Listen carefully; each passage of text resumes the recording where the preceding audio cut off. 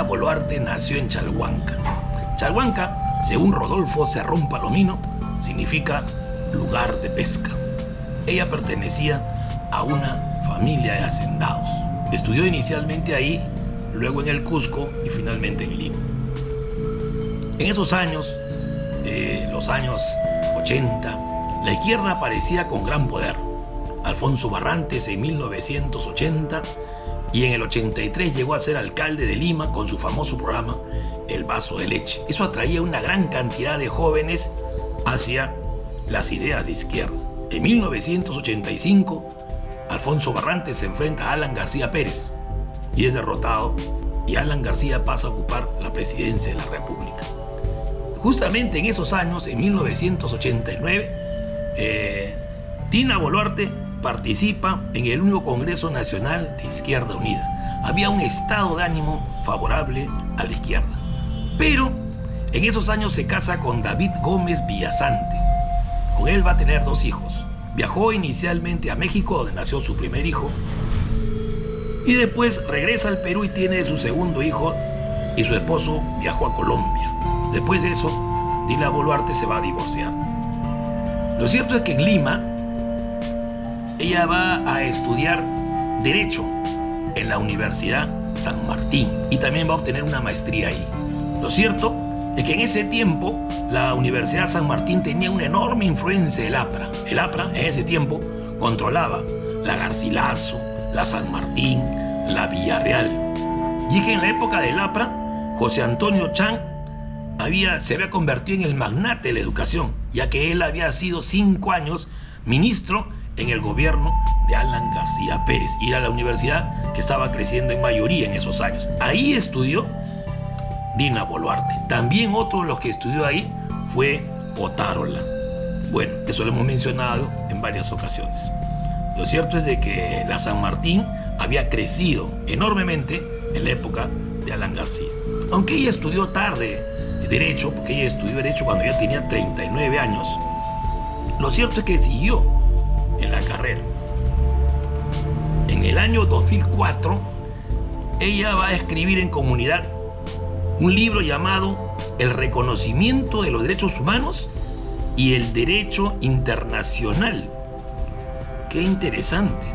Lo cierto es que después se va a descubrir que este libro tenía el 55% de plagio.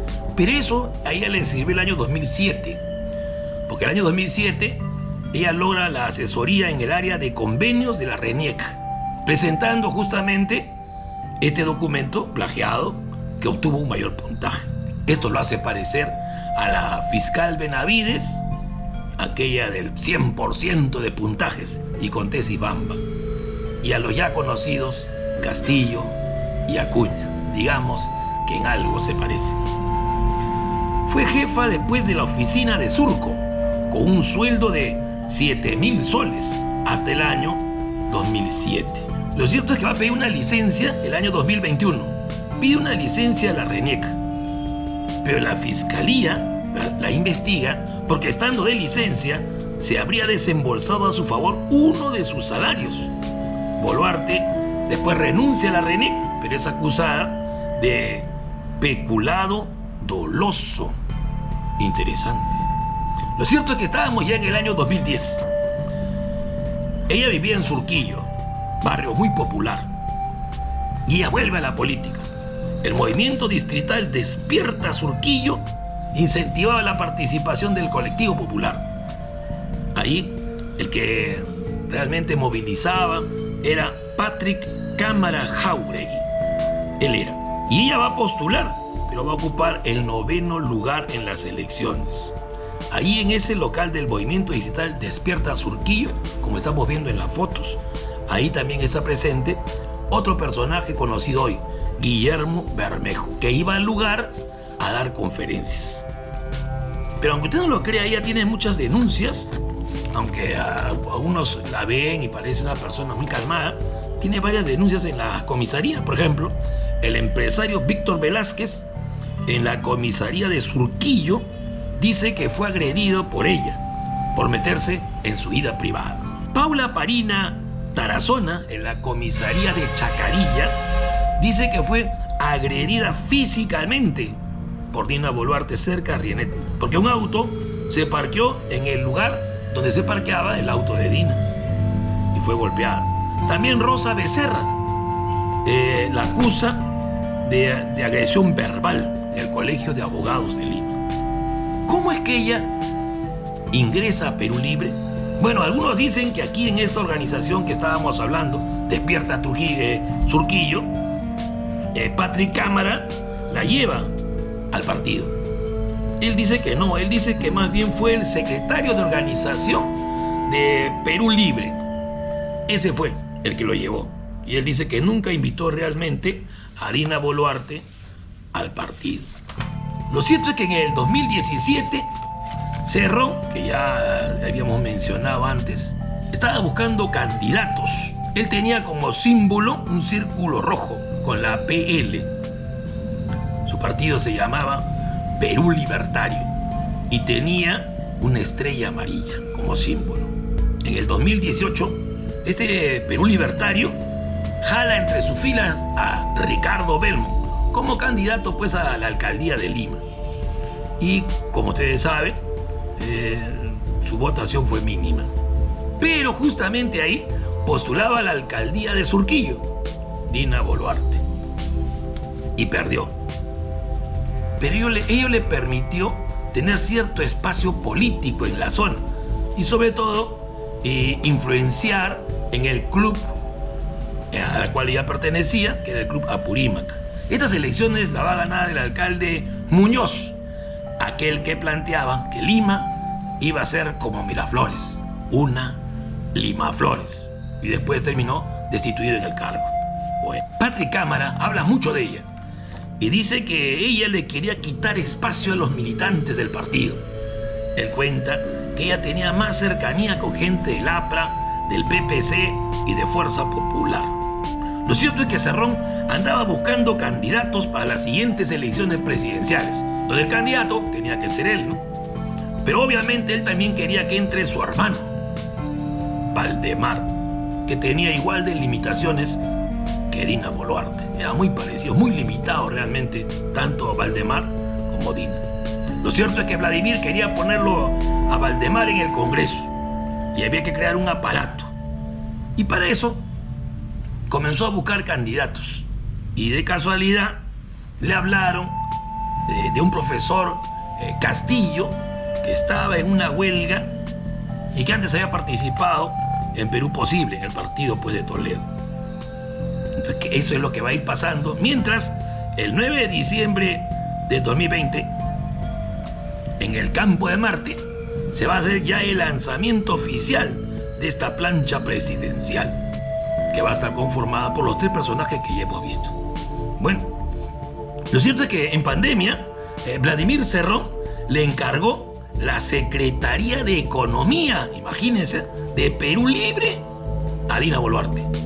Este es algo muy interesante, ¿no? La Secretaría de Economía no es cualquier secretaría. Y adivinen qué función tenía esa Secretaría de Economía. Agárrense, recaudar fondos para pagar, agárrense de nuevo, la reparación civil de Cerrón, porque había sido condenado. Y entonces el partido tenía que hacer un fondo y pagar la reparación civil de Cerrón. Y este buen trabajo de Dina Boluarte hizo que Cerrón la ponga a ella en la plancha presidencial, porque realmente era una desconocida. Por lo tanto, ella también lo tomó así y no se esforzó mucho en hacer campaña en la primera vuelta. Pero hubo un pequeño inconveniente. Ella había llegado a un acuerdo y el acuerdo había sido que ella iba en la plancha, y sabiendo ella que esa plancha nunca en su vida iba a ganar, iba también con el número 2 al Congreso de la República. O sea que ella jugaba a ese número 2. Pero hubo un problema que ya habíamos mencionado. El problema fue que los documentos habían sido llevados a tanto para la plancha presidencial como para el Congreso. Pero la RENIEC, el documento de la RENIEC que habíamos citado, la habían llevado para la plancha, mas no así para el Congreso. Pero había sido acusada de cobrar un sueldo a pesar de tener licencia. Ajá, esto es muy interesante. Acusada de cobrar un sueldo a pesar de tener licencia. O sea, ella había cobrado a pesar de que ya estaba con licencia, sin goce de haber. Por eso ella fue acusada de peculado doloso. Por eso que ella renuncia ahí a la RENIEC para evitar hacer escándalo y ya no va a ir entonces con el número 2 al Congreso. Solamente se va a limitar a la plancha presidencial. Pero como ya hemos visto, ella no le puso mucho esfuerzo a esto de la plancha, porque nadie, absolutamente nadie, pensaba pues que esa plancha iba a ser la vencedora. Y en esos momentos ella necesitaba de ciertos acompañantes, porque no quería estar cercano a Castillo. Dicho sea de paso, ambos no se pasaban. Y ahí es donde aparece Grika Azayaj. Y obviamente el hombre fuerte de hoy día, Nicanor Boluarte, su hermano. Bueno, ¿y qué pasó? Justo en ese momento hay un problema en el club Apurímac. ¿Y cuál era el problema? Unos vecinos de Chalhuanca denunciaron que Dina Boluarte, bueno, en ese tiempo era desconocida, se había llevado 17.000 soles recaudados en el año 2019 para refaccionar una iglesia. O sea, ella se había quedado con la plata para refaccionar la iglesia. Esto, dicho sea de paso, se volvió escandaloso cuando ella ya estaba en la presidencia. Y cuando ya estaba en la presidencia, ese ya es en junio del 23, ella va a pagar esos 17.000 soles para que los del club de Apurímac no le hagan más escándalo, porque esto salió publicado en el diario Hildebrand en sus 13. Bueno, y entonces había ese problema, que los del club Apurímac querían que abandone las instalaciones porque se había convertido en un local partidario. ¿Qué hacer frente a eso? Y ahí aparece Grika Azayaj. Ella le ofrece una vivienda cerca del local, en Girón, Bolivia, 724. Pero ese local realmente no le pertenecía, sino que era un local que ella se quería apropiar. No era de su propiedad. Bueno, era sede también de Total Force, una empresa de ella de vigilancia y de seguridad privada. En el 2021, Total Force hizo 19 contratos con el Estado, 27.500 en el sector trabajo. Esto es muy interesante. Y Grika, el 18 de diciembre del 2022, va a ser contratada en Palacio con el servicio de apoyo administrativo, que quiere decir una con otra. Tú me das, yo te doy. Lo cierto es que en ese tiempo ella decía, es la hora de la Asamblea Constituyente. Bueno, estos esfuerzos que hacía ella, se había dado cuenta de que había un problema de tipo económico. Y como había un problema de tipo económico, entonces justo en ese momento se aparece un tal Henry Shimabukuro. ¿Quién es ese? Un señor que se aparece y decía que él iba a apoyar en la campaña. Cuando le preguntaron a este Shimabukuro, que lo comenzaron a llamar Chima, por el apellido difícil, ¿por qué su interés? Él dijo, porque él quería ver la derrota de Keiko. Que sea quien sea el que postule contra Keiko, él iba a apoyar. ¿Y por qué? Él argumentaba que Kenji le había hecho a él, le había mandado a hacer un almacén y que después lo había estafado.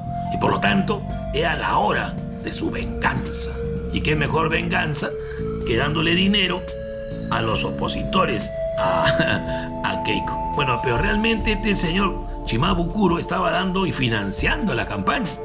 Entonces quiere decir de que esto es ilegal. Y obviamente es motivo de una investigación. No puede ser posible que a una persona sí lo persigan por una cosa y por la misma no se le persiga a otra. Bueno, Marisa Sánchez era una profesora que conoció a Castillo en un paro, en aquel famoso grito de guerra del SUTE, cuando Castillo, uno de los amigos que estaba cerca de él, le dice tírate y él cae, y se hizo muy conocido. Bueno, ella tenía una agenda y en esa agenda tenía los secretos de todos los aportes que se daba en campaña a Dina Boluarte. Y esto es una prueba irrefutable que hoy la tiene el fiscal. Ahora ya saben ustedes por qué el caso no avanza. Porque realmente esto es algo ilegal. Pero está totalmente documentado. Quiere decir que tendrían que ir a prisión. Sí, pues, ¿no? Pero estamos hablando, pues, de un candidato que hoy día, o de una candidata que hoy día es presidente. Bueno, incluso cuando fue su cumpleaños, Shima Bukuro le llevó una torta. Dice él, en sus declaraciones que están en la televisión, que incluso él le compraba ropa a las personas que acompañaban a Dina Boluarte. Bueno, lo cierto es que cuando se dan los primeros sondeos y aparece por primera vez Castillo y llega a la segunda vuelta, Dina Boluarte cambió. Ahora estaba muy entusiasmada, pero tenía un grupo paralelo a Castillo, no rendía cuentas a nadie. Y en los mítines, por ejemplo, el mítin que hubo en Lima, por ejemplo el de San Juan del Lurigancho, en ese mítin solamente habló Castillo. Quiere decir que ella no hablaba, ella estaba haciendo una campaña aparte. Cuando se dan los resultados, en la famosa vuelta esta donde Castillo va a ganar, según la mayoría, Dina Boluarte se mete para formar parte de la Comisión de Transparencia del Congreso. Ajá. Y obviamente ella estaba buscando también ahora un cargo. Bueno, lo cierto es que ahora ya estábamos en otro tiempo. Ya era ministra. Este cargo parece que la obnubiló, parece que le dejó, le apareció una nueva Dina Boluarte, aunque ya sabemos por la historia que te estoy contando cuáles sean las características de sus pensamientos. Lo cierto es que ella se engrandeció, entre comillas. Y el Ministerio de Desarrollo e Inclusión Social que ella va a tener fue una fuente inagotable de trabajo, pero no para el hombre común, sino para los que lo acompañaron en la campaña. Dicen que ella se volvió muy vanidosa, estaba muy preocupada por la ropa, por el maquillaje, y no se preocupaba los discursos, tanto que en algunas entrevistas que le han hecho se nota nítidamente que si es que no lee, ella no elabora una idea buena, ¿no? Desgraciadamente. Ella nombra como viceministro de ese Ministerio de Desarrollo a William Contreras. Ajá. Ese era un amigo que tenía ella del colegio de abogados. Y él era el encargado de buscarle contratos a Grika Asayaj, la que está en la foto. Bueno, ya saben ustedes que en diciembre viene un video famoso donde ella dice: si usted se va, yo también me voy. Si al presidente lo matan, yo me voy con el presidente. Eso era para aparentar un compromiso de fidelidad, porque recuérdese que ya se estaba corriendo la bola que Castillo iba a caer. Lo cierto es que ella tiene un enfrentamiento con Cerrón. El 22 de enero del 2022 es expulsada de Perú Libre por unas declaraciones que Cerrón consideró desleales y traidoras. Ella dijo que nunca había respaldado el ideario de Perú Libre. Estaba apareciendo ya la Dina que todos conocen. Ella va a tener una reunión, entre comillas, secreta, pero Alfonso Baela publica la foto. Boluarte se reúne en el Jockey Club con Alejandro Aguinaga y Alejandro Cabero. Cuando la gente de Castillo se enteró de esto, se molestó mucho. ¿Y por qué? Porque era una reunión a espaldas de él. Bueno, así Boluarte dejó de asistir al Consejo de Ministros. Cuando es designada Betsy Chávez como premier, marca la salida y el final de Dina Boluarte del ministerio. Pero ahora aparece un nuevo empresario llamado Edu Beltrán. Este Edu Beltrán dio 150.000 soles. Es dueño de las conservas Beltrán. 150.000 soles a la campaña. Y esto también está documentado. Y claro, con el tiempo, los dos hijos de él, tanto William como Sheila, hijos de Beltrán, van a tener contratos con el Estado, una con otra. Pero algo peligroso pasó en mayo del 2022. Avanza País denunció que por no haber renunciado a la presidencia del Club Apurímac, tenía que ser inhabilitada por 10 años. Bueno, realmente el cargo era bien estúpido.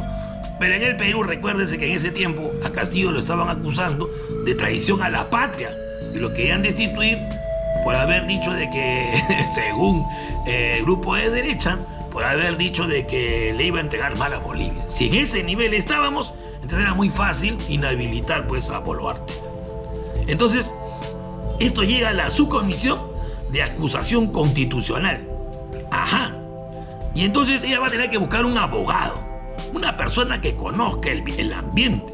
Y es así donde aparece nuestro personaje, Alberto Otárola.